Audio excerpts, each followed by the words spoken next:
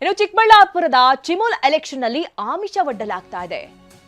ಅದು ಮತಗಟ್ಟೆ ಬಳಿಯೇ ಮತದಾರರಿಗೆ ಆಮಿಷ ಒಡ್ಡಲಾಗ್ತಾ ಇದೆ. ಹಣ, ಬೆಳ್ಳಿ ತಟ್ಟೆಗಳ ಆಮಿಷ.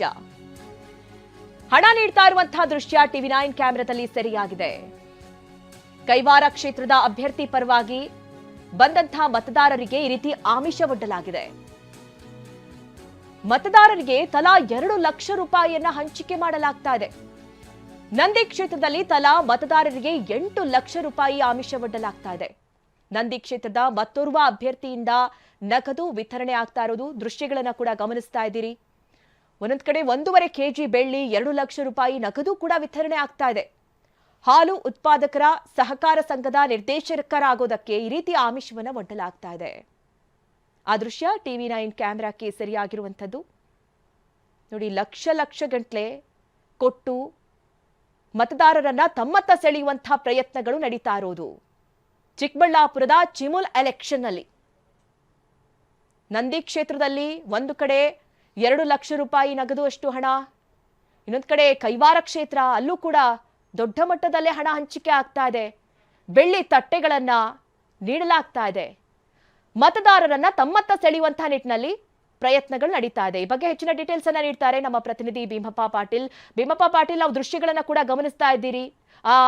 ನೋಡ್ತಾ ಇದ್ರೆ ಲಕ್ಷ ಗಟ್ಟಲೆ ಹಣವನ್ನ ನೀಡಲಾಗ್ತಾ ಇದೆ. ಭೀಮಪ್ಪ ಪಾಟೀಲ್, ಅಂದ್ರೆ ಈ ವಿಚಾರಕ್ಕೆ ಸಂಬಂಧಪಟ್ಟಂತೆ ಯಾವ ರೀತಿ ಕ್ರಮ ಕೈಗೊಳ್ಳಲಾಗತ್ತೆ? ಸದ್ಯ ಈ ಮಾಹಿತಿ ಈ ಎಲೆಕ್ಷನ್ ನಡೆಸುವಂತಹ ಅಧಿಕಾರಿಗಳಿಗೆ ಗೊತ್ತಾಗಿದ್ಯಾ? ಈ ಬಗ್ಗೆ ಏನ್ ಕ್ರಮ ಕೈಗೊಳ್ಳಲಾಗ್ತಾ ಇದೆ ಭೀಮಪ್ಪ ಪಾಟೀಲ್? ಮಧು, ಚಿಕ್ಕಬಳ್ಳಾಪುರ ಜಿಲ್ಲಾ ಹಾಲು ಒಕ್ಕೂಟ ಸಹಕಾರ ಸಂಘ ಇದೆ. ಇದು ಪ್ರಥಮ ಬಾರಿಗೆ ಅಂದ್ರೆ ಕೋಲಾರದ ವಿಭಜನೆ ಆದ ನಂತರ ಇದೇ ಪ್ರಥಮ ಬಾರಿಗೆ ಚುನಾವಣೆ ನಡೀತಾ ಇದೆ. ಮತ್ತೆ ಈ ಚುನಾವಣೆಯ ಒಂದು ಗೆದ್ದು ಅಧಿಕಾರ ಚುನಾವಣೆ ಹಿಡಿಬೇಕು ಅಂತೇಳಿ 13 ಜನ ನಿರ್ದೇಶಕರು ಆಯ್ಕೆ ಮಾಡಬೇಕು. 13 ಜನ ಸಹ ಒಂದು ಮತದಾರರಿಗೆ ಒಂದು ಹಣ ಆಮಿಷವನ್ನು ಇರ್ತಕ್ಕಂಥ ಪ್ರಸಂಗ ನಡೀತಾ ಇದೆ. ಒಟ್ಟು 952 ಮತದಾರರಿದ್ದಾರೆ. ಪ್ರತಿಯೊಂದು ಕ್ಷೇತ್ರದಲ್ಲಿಯೂ ಸಹ ಲಕ್ಷ ಒಂದು ಹಣ ಕೊಡುವುದರ ಮೂಲಕ ಆಮಿಷ ಒಡ್ತಾರೆ. ಉದಾಹರಣೆಗೆ ಈಗ ನಾವೇನು ಟಿವಿ9 ಕ್ಯಾಮೆರಾಕ್ಕೆ ಒಂದು ದೃಶ್ಯ ಸೆರೆಯಾಗಿದೆ. ಇದು ಚಿಕ್ಕಬಳ್ಳಾಪುರ ಜಿಲ್ಲೆ ಚಿಂತಾಮಣಿ ಒಂದು ಕೈವಾರ ಕ್ಷೇತ್ರದ ಅಭ್ಯರ್ಥಿಯವರ ಮತದಾರರಿಗೆ ಆಮಿಷ ಒಡ್ಡಿ ಒಂದು ಬಸ್ನಲ್ಲಿ ಎಲ್ಲರೂ ಕರ್ಕೊಂಡು ಬಂದಿದ್ರು. ಆ ಕರ್ಕೊಂಡು ಬಂದು ಇನ್ನೇನು ಗಟ್ಟೆಗೆ ಹೋಗಬೇಕಾದ ಸಂದರ್ಭದಲ್ಲಿ ಬಸ್ನಲ್ಲಿ ಇವತ್ತು 1 ಲಕ್ಷ ಹಣವನ್ನು ವಿತರಣೆ ಮಾಡಿದ್ರು. ಮತ್ತು ಇದಕ್ಕೂ ಮುಂಚೆ ಈಗಾಗಲೇ 2 ಲಕ್ಷ ಹಣವನ್ನು ಸಹ ವಿತರಣೆ ಮಾಡಿದ್ರು ಅಂತಕ್ಕಂಥ ಮಾಹಿತಿ ಟಿವಿ9ಗೆ ಲಭ್ಯವಾಗಿದೆ.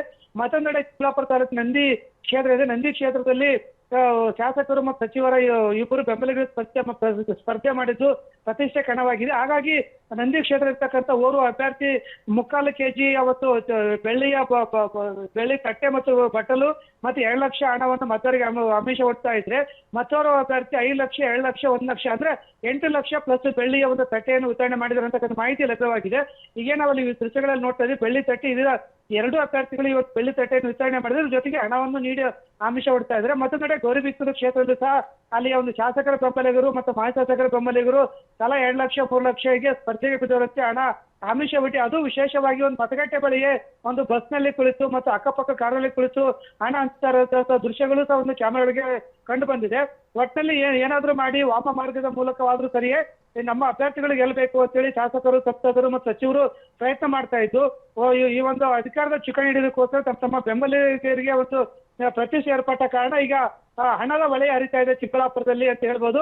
ನಾವು ರಾಜಾರೋಷವಾಗಿ ಮತಗಟ್ಟೆಗೆ ಹೋಗ್ಬೇಕಾದ್ರೆ ಹಣಗಳು ತೆಗೆದುಕೊಂಡು ಹೋಗುವಂತದ್ದು ಮತ್ತೆ ಅಲ್ಲಿ ಹಣವನ್ನು ಎಕ್ಸ್ಚೇಂಜ್ ಮಾಡುವಂತಹ ದೃಶ್ಯಗಳು ಸಹ ಕ್ಯಾಮೆರಾಕ್ಕೆ ಲಭ್ಯವಾಗಿದೆ.